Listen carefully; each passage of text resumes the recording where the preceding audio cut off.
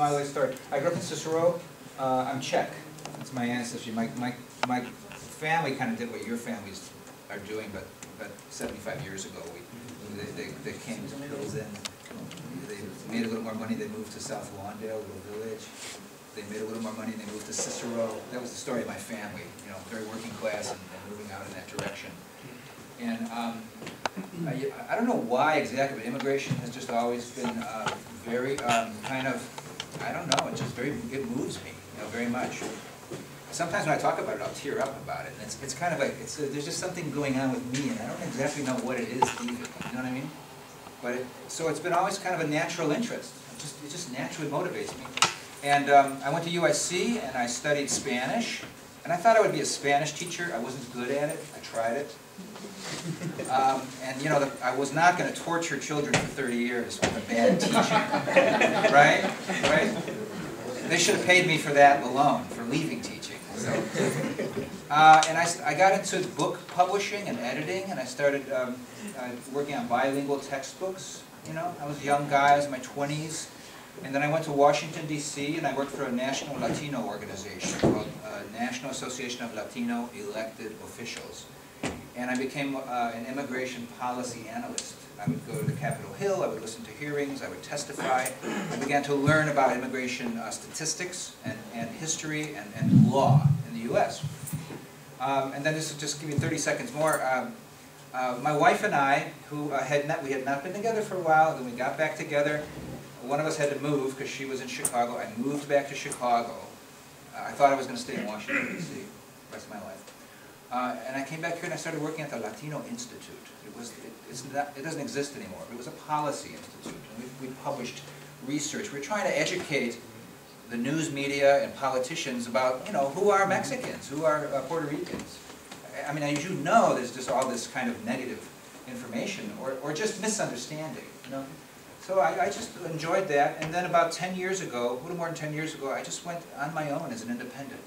And most of my clients now are foundations, philanthropic foundations that give money to groups that work with immigrants or that are involved with human services. And they hire me to do a lot of number crunching. I kind of analyze how much need is there, how many immigrants are there, where are they.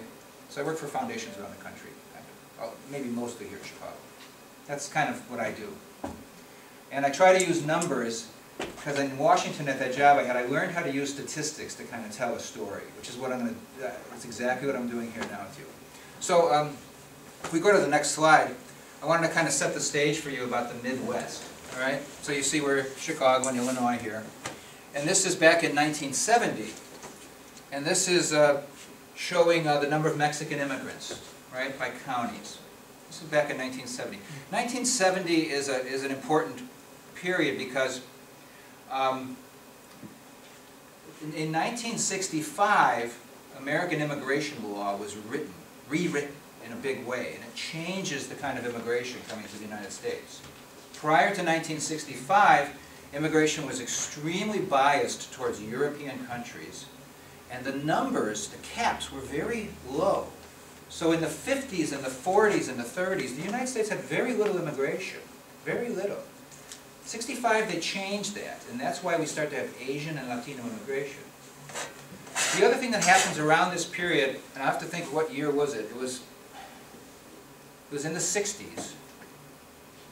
A couple things happened with Mexican immigration, which is formally the Bracero program is ended at some point in the 60s. I'm just forgetting right now.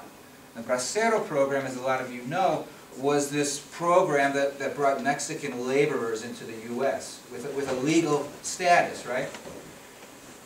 So that ends, and yet, even though this legal way to come in the U.S. is ended, you have set up all these relationships and families and people, I mean, your family histories, right? Coming here to work, going back home.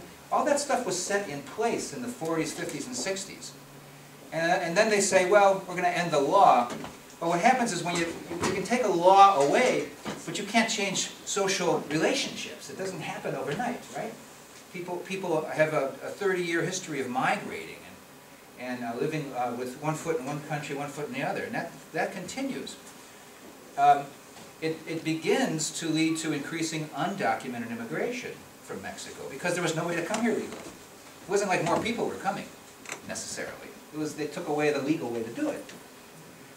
The other thing happening right around this period, the 70s, is these big global changes in the economies of the world. So that actually around the planet, even in Africa, even in different parts of Asia, starting in the 70s, this thing gets going. It's like an engine, slowly cranking up. People start moving around the world more than ever. International migration becomes this phenomenon that has never been seen before in human history. And obviously what's going on, there's transportation, right? It's relatively cheap to buy an airplane ticket these days, last few decades. In communications, right?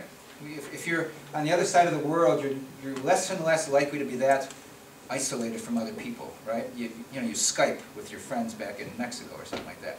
So all these things start changing in the last 20, 30 years that make international migration kind of really cranking up, right? And so what I'm trying to talk about today is what's been kind of the Mexican and Mexican-American portion of that.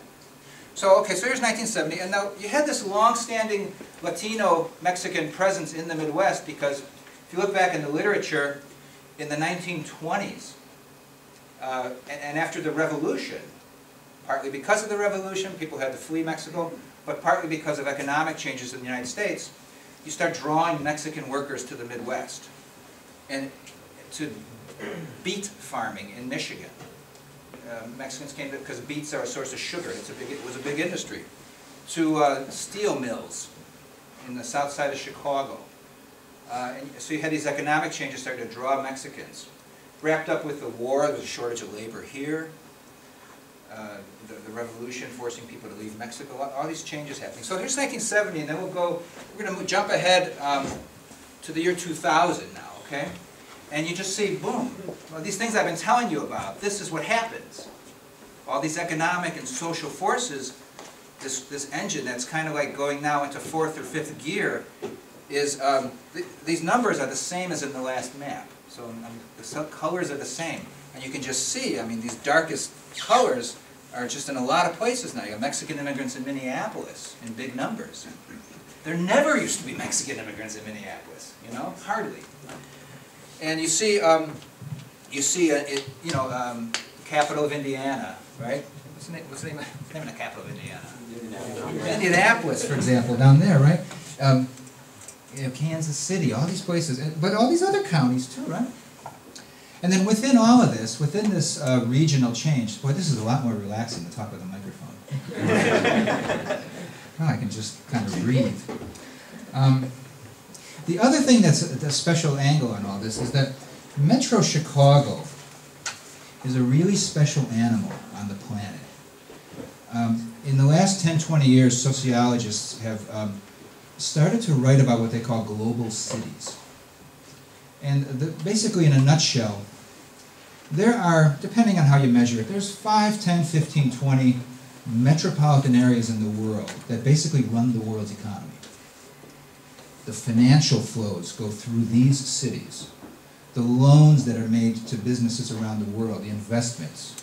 The human capital, meaning smart, educated people making lots of money, or smart educated people, period, aggregate in these world cities. The 3 famous world cities are London, New York, and Tokyo. And if you measure the financial flows that go zipping around through the internet, a huge percentage is just between those 3 places. And then there's this second tier of global cities around the world, and Chicago's one of them, and Frankfurt, and Hong Kong, and I should be able to tick these off better, San Francisco, that are similar. You know, like we have the Board of Trade in Chicago that sets agricultural prices that affect millions of people, and it all just happens down the street here. It's like this really powerful stuff that goes on. We have an international airport here. There used to be the statistic that Chicago was one of the most visited places in the world.